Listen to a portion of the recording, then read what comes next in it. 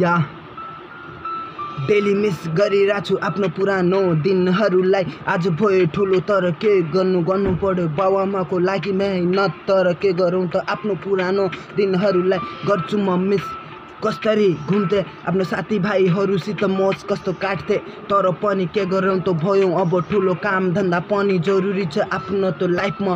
गर्नु छ मेहनत, माउ आमालाई पनि दिनु छ आराम, त्यसैले त होला सहरतिर पो लागे हामी काम गर्न। दिनभरि शरीर थाके पनि घरदेखि फोन आउँछ, बाबु त के गर्दैछस्, काम गर्न लागेछु 5 मिनट रोक्यो मम्मी काम खत्तम गरेर फोन गर्छु भन्दैमा यत्तिकै त फोन पनि काटिन्छ त आमाको कतिको दिल दुख्दो होला हामीदेखि।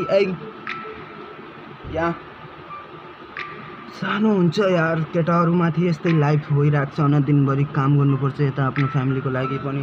या हेर्नुपर्छ सबलाई होइन, आम प्राउड अफ यु। या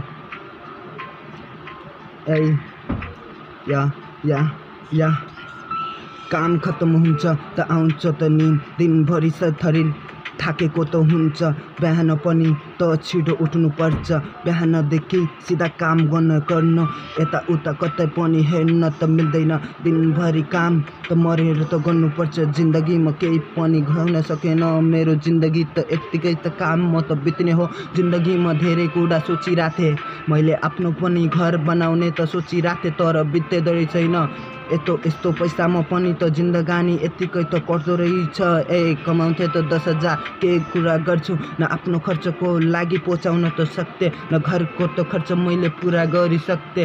के भनौँ अब म, यस्तै छ लाइफ मेरो।